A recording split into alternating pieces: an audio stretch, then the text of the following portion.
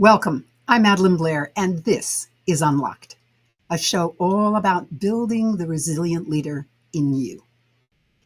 You know, we need courage for every aspect of our lives, but perhaps one of the most important is the courage to have difficult conversations. Today, Ariana Friedlander will be joining us to talk about how you can develop the skills to enter such conversations with greater ease. And of course, we'll have grounds for thought. Our closing segment will feature the related topic, civil discourse. So stay tuned for what's brewing.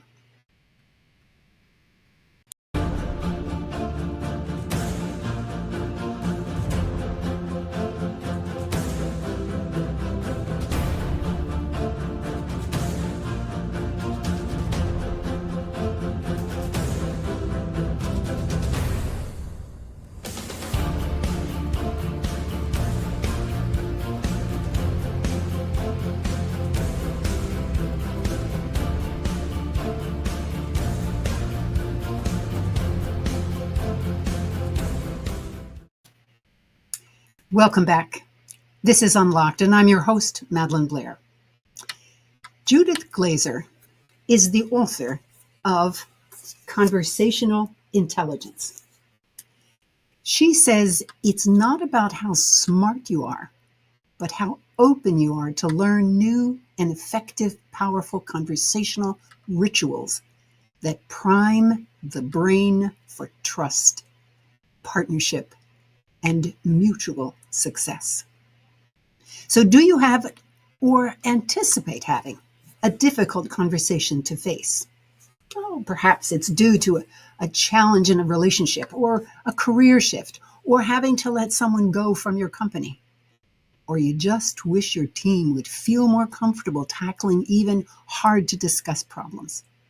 You can develop the skill to make that difficult conversation one that leads to success. My guest this week is Ariana Friedlander. Ariana is an award-winning organizational anthropologist, leadership development expert, and author. She's the founder and principal of Rosabella Consulting. Ariana has over 20 years of experience fostering positive change within organizations and companies, ranging from the Poudre River Public Library District to the Department of Defense. Because she is dedicated to walking her talk, she wrote her first book, A Misfit Entrepreneur's Guide to Building a Business Your Way, with a community of 31 co-creators.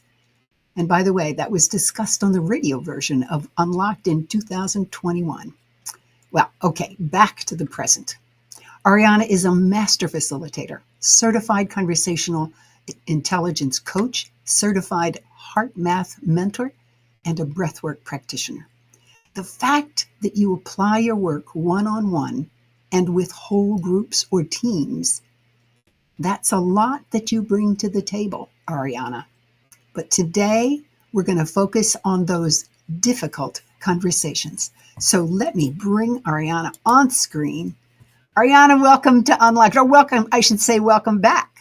Well, thank you so much, Madelyn. I am really excited to be here and feeling a little emotional as we're getting started because, you know, you've seen me on my journey from the beginning, and it's just, you know, hearing you talk about my experiences made me a little choked up, and just excited to be here with you. So thank you. It's great to have you. Great to have you.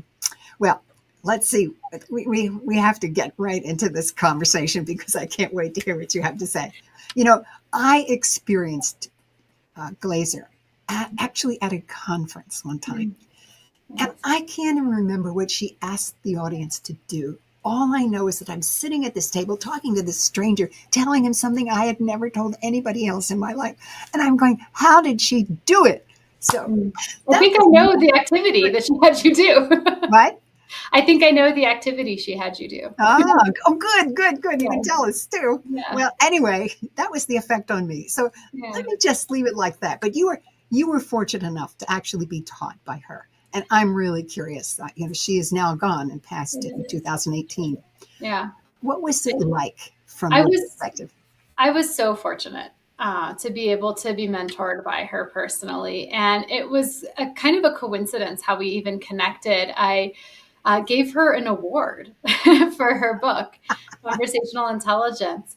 And she responded, and she was the only person. I gave out a number of awards to books years ago.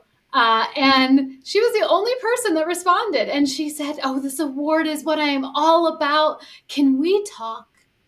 And I was floored that she was seeking my consent to having a conversation when, I was just so enamored with her work. And so we did. It was like a week later that we got on a phone call, and she just wanted to get to know me. She was curious to understand my perspective. And it was so important and powerful for me at that time because, this was 10 years ago. I was still new in my business relatively. I still felt like I had to prove myself as a professional. And she just wanted to hear what I had to say and hear my perspective, and validated it, and honored me, and saw potential in me that I wasn't really capable of naming in myself. Wow. And that just meant the world to me. And so I started, sharing some challenges that I had with some client work I was doing. And I was actually doing a training for a client. So we met in December, January, and I was doing a training in April. And I was sharing with her, what I was planning for that training. And so she coached me on using conversational intelligence tools for that training. And that was before I even formally went through her program. She was just that generous of a person where she just really believed in the value of what she had created, and she just wanted to share it. Mhm. She just trusted that I could be someone that could carry it forward. And that was how our relationship started. And we were able to work together for 4 years before she passed. Oh, marvelous. Marvelous that you had the 4 years. That's what I Uh, meant. yes. I'm so grateful for that time that we had together. Yeah. Well, so we're going to talk about difficult conversations. Yeah. What gets in the way of having difficult conversations? Yeah, I think that there's a number of things that can get in the way for people. And I'd say that one of the biggest barriers to having difficult conversations is the story we tell ourselves, the perception we have about how the conversation will be received or won't be received. There's just a lot of fear or apprehension around it. We don't want to hurt someone's feelings. That's definitely one I hear from clients a lot, especially leaders that have to give constructive feedback to team members. They don't want to hurt their team members' feelings, and so they kind of try to tread lightly instead of being very direct about where they see opportunities for growth. So I think a lot of it is that just kind of that perception of maybe it's not safe to, maybe it's not welcome, maybe there's even a sense of vulnerability, that felt sense of I might be rejected, abandoned, excluded if I give voice to this concern or need or thought. It does come down to how we feel, doesn't it? It really, it makes a huge difference. And I think, part of that is also indicative of what we understand through the neuroscience research. And so we have these mirror neurons. And so if we enter a conversation and we're like, this isn't going to work, I'm going to say all these things, they're not going to care, they're not going to be responsive, the other person is picking up on that. And so they're mirroring our neurological activity. So if we approach a difficult conversation from a place of fear, apprehension, resistance, and discounting that it can even have a positive effect, the other person's going to match us right where we are. Oh, that's fascinating. Because I do a lot of work around intention. Yeah. When you go into a meeting or whatever you're doing with another person, you think about what are my intentions. And I hadn't thought about the fact that they are mirroring back we are. Because, I think that we think those things are hidden when in fact our whole body is saying it. Oh, yeah. Totally. Yeah. There's so much around communication that's beyond the words that are said. And I love what you do with having people set intentions as well, because I think that that's a better way to prepare for a difficult conversation, is to not what people typically do. And I've done this myself. I mean, it's actually one of the signs when this happens for me. It's a sign that I need to prioritize having the conversation sooner than later, because I start ruminating, and I start ruminating by playing out what I'm going to say. And then, of course, it's like a movie of the mind. That's what Judith always called it, the movies of our mind. So we play out what we're going to say, and then we play like their response. And then we come up with our response to their response, right? And we come up with this whole script for a conversation. And it is such an ineffective way to prepare, because we're actually preparing for our fears. Because what the other person's response that we play out in our head is what we're afraid they're going to say, not really based on anything that they would actually say most of the time. And so I think that like when we get stuck in that loop of ruminating and playing out the movie of the mind and writing the script for the difficult conversation, I like that to be an invitation to step back and recognize, this feels important. I might want to, pursue having this conversation. How can I prepare for that effectively? That's interesting, because you're not, I love the fact that rather than immediately jumping into strategies for how we can do this, you say, how do you recognize when you're really being clutched up about this, and that it really is difficult for you? It may not even be difficult for the other person, but it's certainly difficult for you. Yeah. I mean, what makes a conversation difficult is very much in the eyes of the beholder. So why is it better to actually have these difficult conversations than to put them off? Well, I think that it keeps the movie of the mind going when we don't have those conversations. So when we don't have them, we read into things. We read into what is said or done or not done as meaning something that can oftentimes like confirm our thinking. It enables us to continue judging someone else, criticizing them, just kind of looking at them from afar. And so when we don't have the difficult conversation, we make up this story of what's going on, and it's not generally advantageous for the other person. It often can leave the other person looking kind of maybe like bad, maybe they're being blamed, whatever it is in our minds. Like it keeps us at a distance. It keeps the relationship in this tricky space where there's walking on eggshells, and we perceive things as being an assault, that maybe it was just the person having a bad day, or the person not recognizing that something is important to us that they don't realize they need to respect. So we really play a lose-lose game when we avoid this.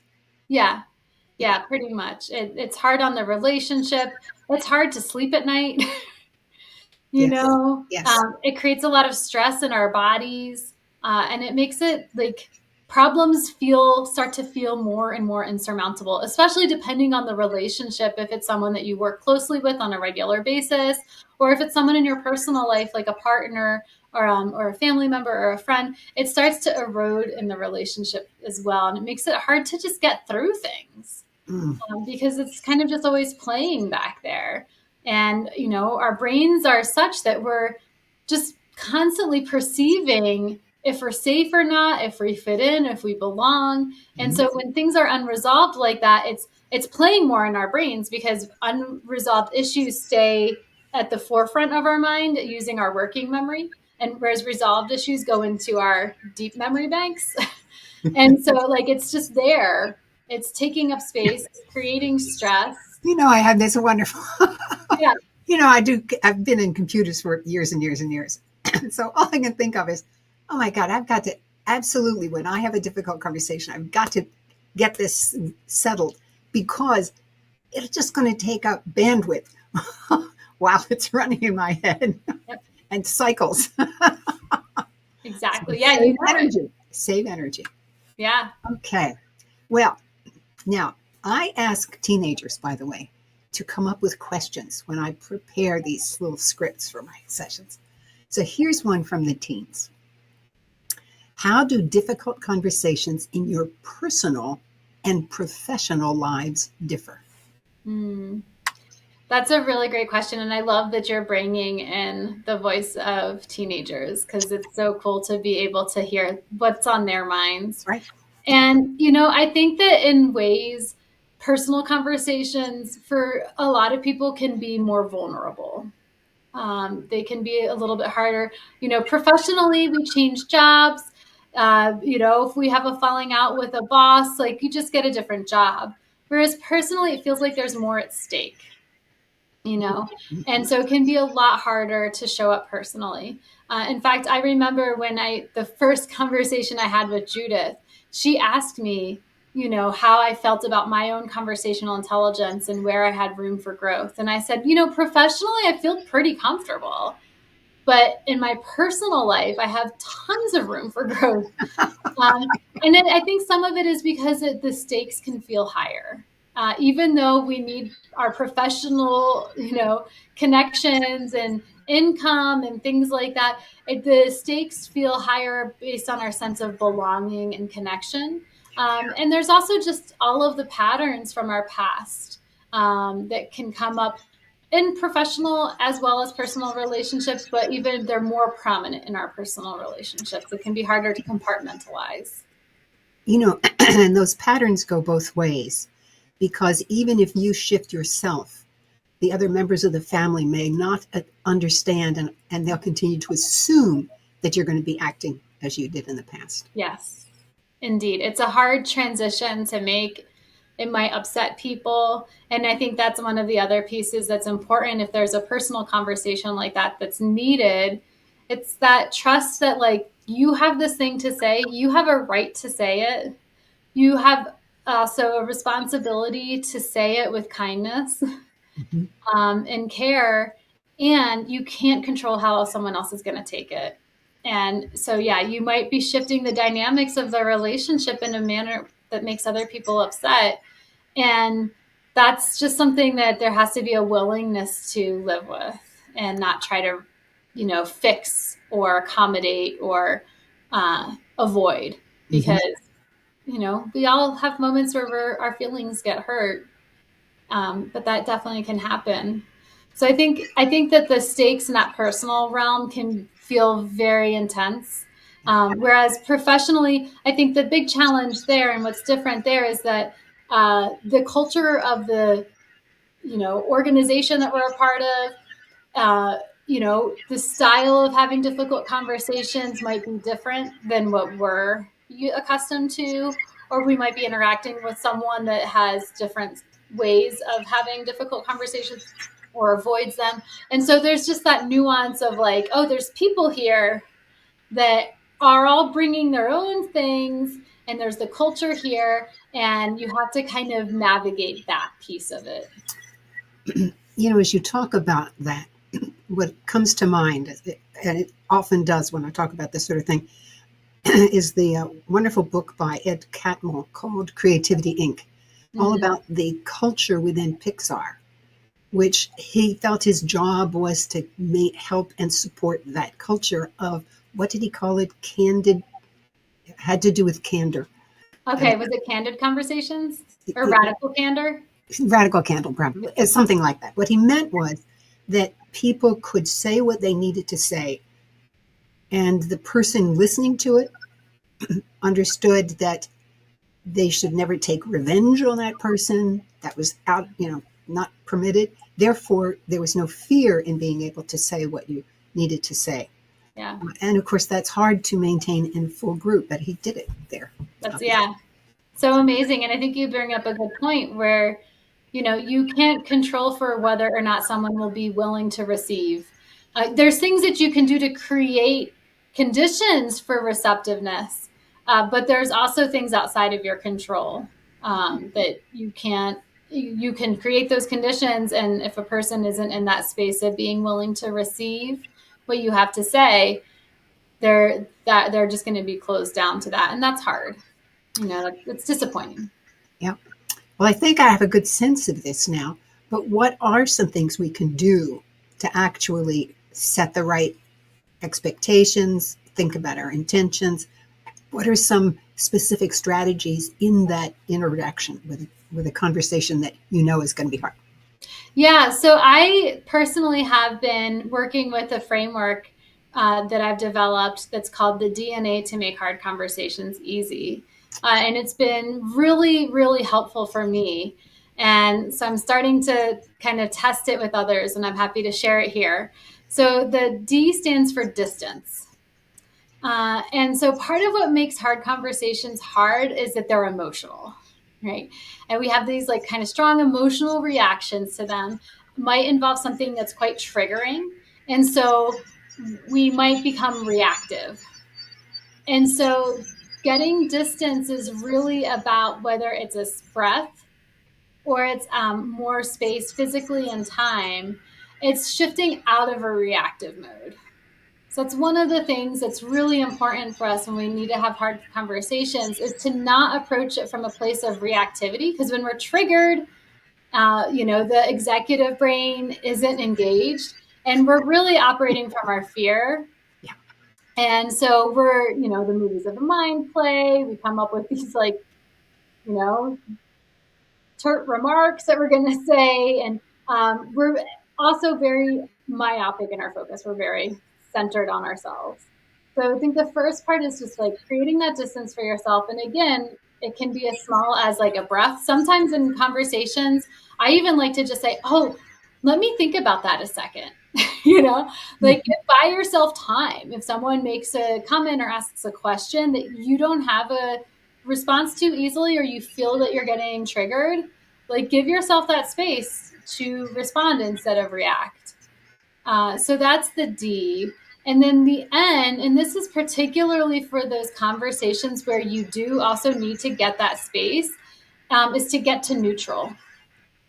And what I mean is that's really an embodiment practice. So our bodies, neurophysiologically, we experience the sensations of a trigger within our bodies before our mind can even form a thought.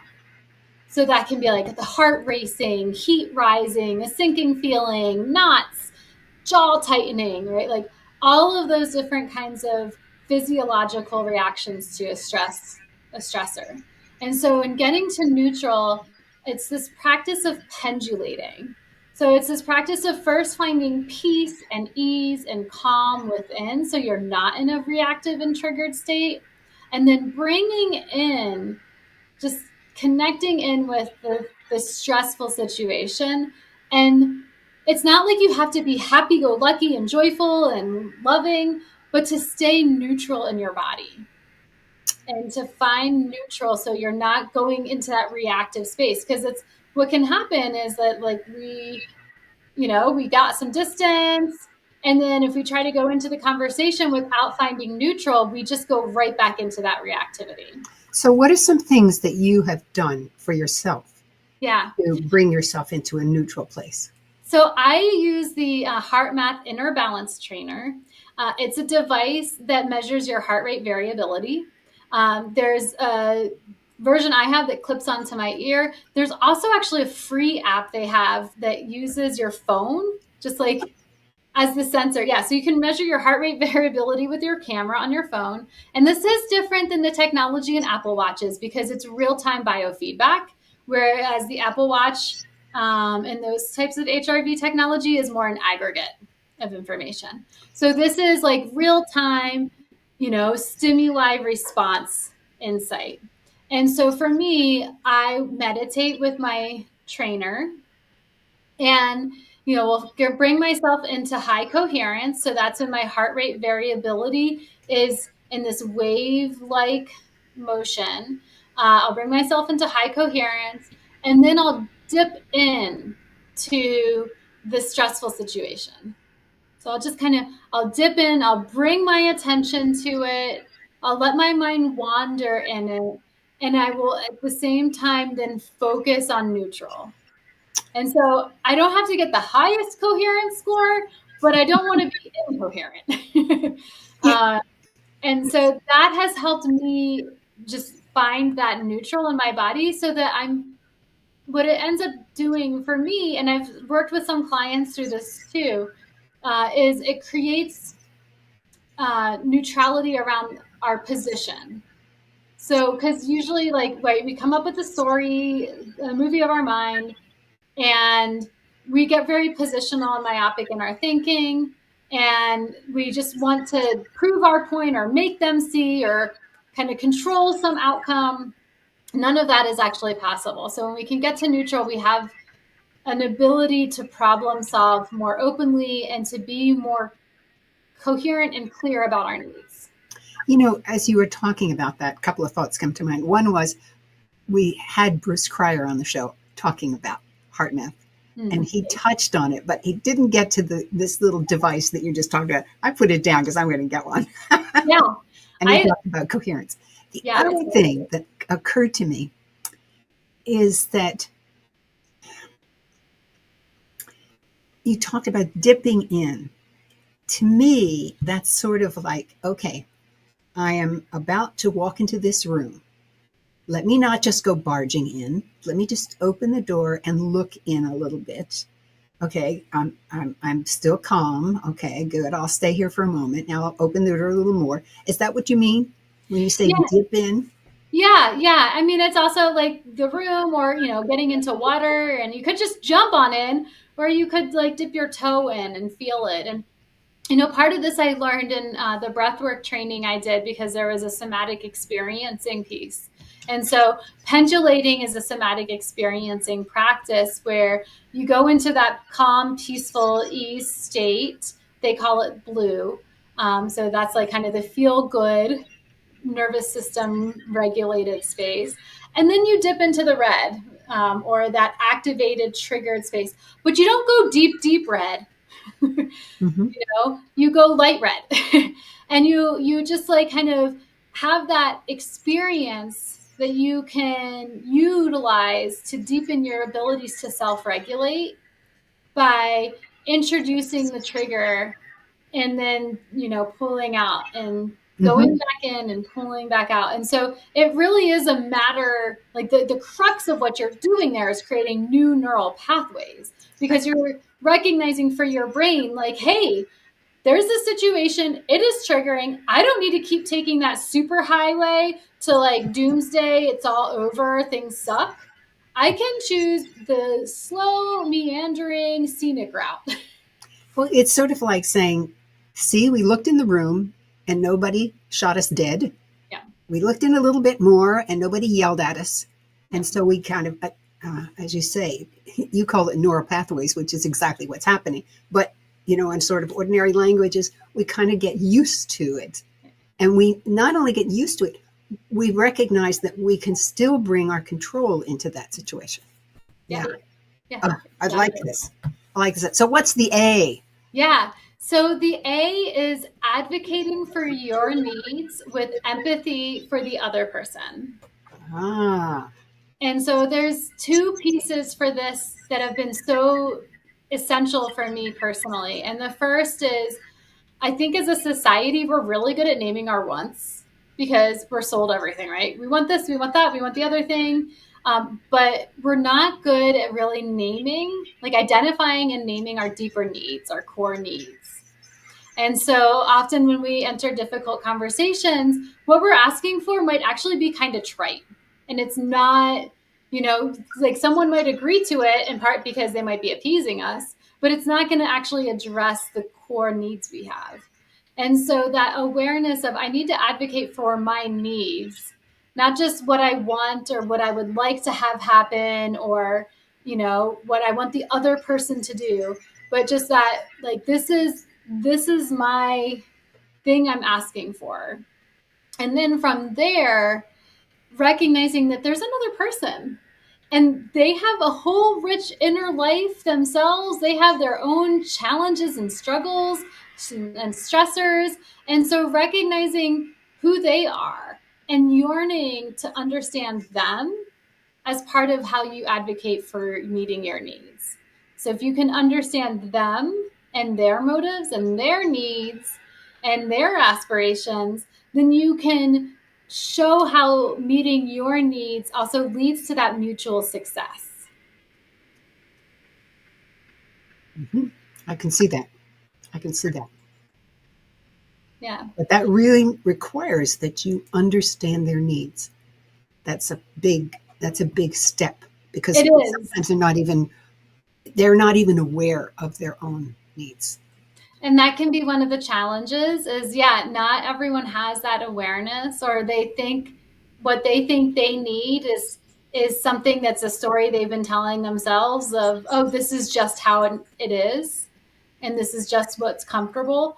And so I think in that case, again, bringing in the empathy and reflecting back kind of what you're hearing, and not leaving that boundary behind just because, especially if you're having conversations that are changing old patterns, established patterns, it might take time for that person to accept. Mm-hmm. And if they can't, it's kind of a sign, unfortunately. Yes, it is. Yeah. Well, here's another question from the teens. Thanks. And you're right, because they really are thinking about this sort of thing. And this is how they said it. Okay, how can you easily connect with the person you're having the conversation with so there is a mutual understanding? Mm-hmm. Yeah. So this brings us back to the activity Judith likely had you do. I was hoping you'd come back to that. So yeah, and so this is like, you might not necessarily be able to do this activity with this person, but you can embody the spirit of it, right? And so what it is what she typically asks, and what I've done too, because I learned it from her, is you have people shake hands and make eye contact with the intention of making a connection. And I've modified it where I also invite people to place their hands on their heart if physical touch isn't comfortable, because that's a reality that we need to respect. But just that intention of making a connection and really striving for eye contact, and then listening to connect. So you're really listening to stand under their reality. And so I think one of the big pieces that often gets missed, and this is part of like the DNA framework as well, that, we really start to move into when we get to neutral, is an openness to influence from others.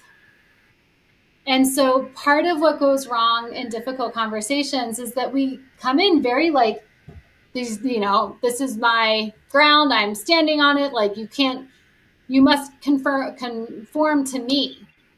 And, that doesn't feel good for anyone. And so there needs to be that openness to being influenced from other people, expecting and anticipating that someone's going to have a unique perspective or idea or thought or feeling that you haven't considered before. And when you actually allow yourself to take that in, you see things more expansively and you can affect things more positively. Mm. And so I think it's like the best thing we can do when we feel misunderstood is to strive to understand the other person. Yeah. It's so counterintuitive, but no, because I'm listening to it and I'm thinking, if you want to attain mutual understanding, you have to realize that you have to walk halfway. Yep. To meet that place, and that's that openness. Mm-hmm. Theodore Zeldin wrote a wonderful little book. It's like only this big, called Conversation, and he says that real conversation takes place when you enter it with the understanding that you may change your mind. Yeah. That's brilliant. Yeah. And I can't remember where I just read this recently, but, or I heard it, that it doesn't, if somebody is striving to understand you, it doesn't matter what you say. If somebody is not striving to understand you, it doesn't matter what you say. That you can't communicate in a way to force someone to understand if they're not doing the work of trying to understand you. And it was funny because I heard that, and I have some clients that I work with in technology, and I'm not a developer. I've never been a developer. I don't know all of the ins and outs of that language. And yet when I'm facilitating for technology companies, there's a lot of language that's used that I don't know. I couldn't pass the test if you were to give me, the words and I had to write out the definitions. Mm-hmm. But I strive to understand them. And so even though I don't know the ins and outs of Elixir and Ruby on Rails and all of these things, I can understand the gist of what they're saying in the conversation because I made that effort too. Yeah. Not because they're in a way I can understand. Yeah, I have to tell you a funny story. I used to be the division chief of the customer services division at the World Bank. And my role was to be to handle the division that spoke to the end users to support them, but also had to speak to the technology people. So I played this game that I didn't know about technology. And so I would be talking to the technical people and say, I just don't understand. Tell me a little bit more about that. And they thought I was so stupid and ignorant. And little did they know that I was only doing it for the end user's perspective. So they could see there was another way to look at it. Brilliant. Yeah. I love that because people also can be afraid to ask for clarification. Yeah. And so, I continue with that strategy in in many ways. Let's just put it that way. I even challenge myself sometimes that when I'm listening to a speech, especially if it's a live audience, I say, okay, Madelyn, your job as you listen to this speech is to have a question at the end. So you're you're listening much better, much more effectively when you give yourself a task like that. yeah. Then you ask a question. I love that. Okay, I'm going to come back to another teen question, which I think this is an interesting one. Yay. When letting someone down, is there such a thing as letting them down slowly? That's a really great question. And I think my first instinct is to push on what does it mean slowly and why is slowly better? Ooh. Because I think that there's the ripping off the Band-Aid effect. And you can slowly peel the Band-Aid off to great discomfort, or you can just rip it off. And so I think when letting someone down, which is its own, I have so many questions about what do you mean? And, what are the examples of letting someone down? Is this I didn't follow through on a commitment I made? Is this person was expecting something of me, but I never promised that I would do that or that I was that person? There's so many ways that we can feel like we're letting someone down that I think are important to bring into consideration here. And also, at the end of the day, it's that care for other people, And so I would say making that effort for genuine connection, showing care, but I wouldn't take too long ripping the Band-Aid off. Okay, well, I think that's good advice. That's good advice. And in a way, it says be courageous. Yeah. You're going to step into this difficult situation. Step into it when you're ready, and then stay with it until it's done or until the other person abandons. But yeah. And I'd like to use air quotes around ready.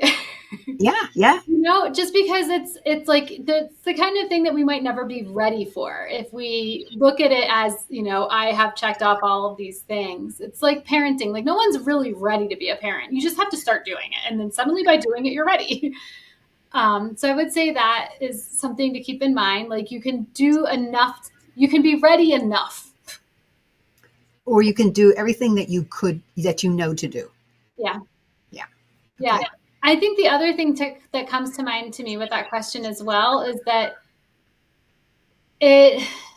I assume, based on the question, that for the person letting someone else down, that they have some bad feelings about that. It makes them feel bad, And so it's important to also recognize, that it would be easier to let someone down if it didn't make me feel bad, to let them down. But how we feel isn't necessarily indicative of how they feel. Very good point. Yeah. So I think tending to our own feelings of disappointment, oh, I'm not being the student I thought I was. I'm not being the friend I thought I was. That can be an important part of that process as well, that we need to just tend to those feelings and not project that necessarily onto the other person, because they actually might not be feeling as bad as you think they are. They may be glad. Totally, yeah. They might be like, I could kind of sense something. I feel so relieved now that I know that this isn't going to work the way we thought it would, and we're not like kind of prancing around trying to make it That's be right. something it's not. That's right. Like, thank goodness this is over. And I knew it was coming, and now it's done. Yeah. Well, I want to circle back to something earlier that we talked about, and you've hinted at. How do we, now let me ask that differently. We talk to ourselves all the time. How does that impact how we show up in conversation? Oh, it impacts us tremendously. Yeah, I think the way we talk to ourselves can really affect the tone of voice we use with people, the words we choose. One of the things that was a big eye opener for me personally years ago was to recognize that I have a very cruel inner critic, and that I talk to myself very harshly, very judgmentally. And a lot of people maybe couldn't see that unless I was triggered. So like when I'm able to be composed in conversations, like no one would guess that I had this cruel, mean inner critic. But the moment I felt triggered and I felt more reactive, especially if I was struggling to manage my reaction, that harshness would come out in conversation with other people. And so I've done a lot of work myself. As you know, I'm an avid journaler. And I think around 2018, I just started journaling to myself from in the third person, from this voice of compassion. Ah. And I realized that if I wanted to really change the way I talk to myself, I had to make that a regular part of my practice. I had to routinely journal to myself from the voice of compassion. And so having done that now for 6 years, I can tell my inner dialogue has changed, and I can see how that's reflected in my relationships. And particularly in those moments of stress where my first knee-jerk reaction might be, oh God, again, or something like that. And instead I can go, ooh, that looks like it hurt. And just validate and show compassion. So I think it makes a huge difference. And when we can work with our inner thoughts, our inner dialogue, we can make profound shifts outside of ourselves as well. This is great. Journal from a voice of compassion. I really love that. I really do. She's awesome. I love it. Like, she's just great. The voice of compassion. But of course. She's so reassuring and comforting. It's wonderful. I love her. Yeah. I have to add in here some of the voices that I hear. And very often when I am tackling something really hard, I say, you can do this. You can do this. You can do this. And I'm realizing as you're talking about that, I really expect a lot from people, because I tell myself I can do it, so you can do it. I'm going to have to think about that. Yeah. That's really profound awareness to recognize for yourself that like you have this cheerleader in you that's super encouraging and positive. Huge. And that's wonderful. And it's not universal. I'm discovering that, Ariana. Yeah. Well, speaking of discovering, I can't believe that our time is almost out. So let me just say, I loved your DNA. And as I recall, this is something you're still developing. Does that mean that people could actually ask to work with you as you begin to develop it? Is that some possibility? That is the plan. That is what I'm hoping for. I love to hold spaces for co-creating, and I want to bring some people along for testing this framework and seeing. I know it's made a profound difference for me. I have a few clients that have dabbled with it, and I really want to put it through a more intentional, focused testing process to see, can this help other people, and how do I provide the right level of support and resources and tools so that it does help other people. Fabulous. Do they just go to your website? Is there a way for them to get in touch with you that way? Yeah, the best way would be to use the contact me form on rosabellaconsulting.com and just mention that you're interested in learning more about the DNA framework and being a part of that experiment. And the greatest part is that since it's an experiment right now, I'm not charging people. So, it's something that people can participate in with me for free. So it has a tremendous amount of value. But I want there to be that kind of reciprocal, I'm giving you something and you're giving me something to help make this into something that's helpful for other people as well. And so, yeah, people can come play as they feel so moved. Fabulous. Absolutely fabulous. And I must say, if I take nothing else away from today, journal with a voice of compassion. Ariana Friedlander, thank you so much. Thank you, Madelyn. It's been a pleasure. Every now and then, there is something that changes how I think about the world. Grounds for Thought is a place where I talk about these moments so that you can explore the meaning for yourself. As I prepared for my conversation with Ariana, I discovered a book that takes things to a new place. It's called I'm Just Saying, A Guide to Maintaining Civil Discourse in an Increasingly Divided World by Milan Kordestani. It simply brings the conversation to that wider field. Kordestani says, the more you're disconnected from people who are different from yourself, the more you intentionally isolate yourself to avoid awkwardness. And this awkwardness can lead to a downward spiral that negatively affects civil discourse. When this separation becomes extreme, you may cope by becoming defensive, which works against engaging in civil discourse again. As I read this, I'm thinking of all the things that Ariana just spoke about. It's all consistent and flowing together. Civil discourse is really essential for allowing voices to be expressed. This expression needs a sense of safety, just as Ariana talked about. It's not necessarily agreement, by the way, but safety from ridicule, from abuse, from being shunned.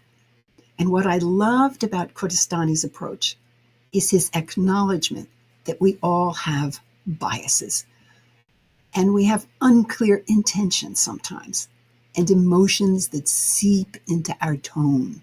And he recognizes that our trust in others has eroded.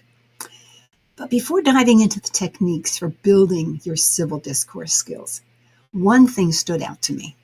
In my storytelling work, when I ask participants to share stories, I request that each story be personal, where the teller is also the main character.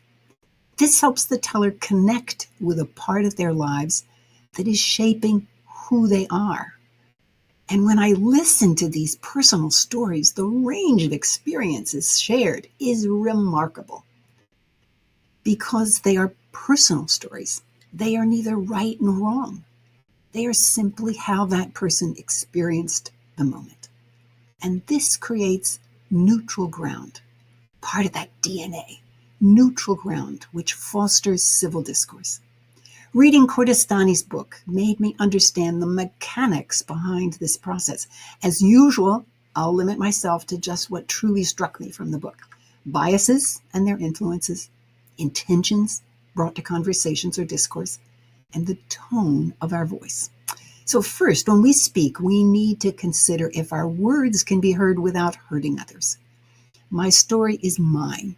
Regardless of how you might interpret it, we all have biases and flaws, and recognizing these in ourselves and in others is a critical step toward civil discourse. Second is intention. You've already heard a lot about intention, but let me tell you what Kordestani says. When people tell a personal story, it's as if they're saying, here's something from my closet that I wear. I'm sharing just a little piece of me. You don't have to like it, but you do have to see it. It's valuable to examine the intentions you bring to any conversation consciously, he says.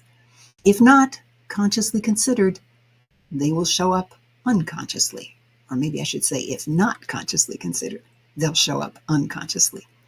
You must reflect on what you are conveying beyond the words alone.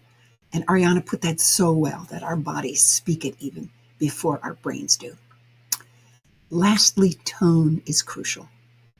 Listening to a New Yorker, their speed and energy that as they speak might come across as urgency, while someone from another country speaking haltingly might be misinterpreted as saying something unimportant as they stumble finding the right words in English.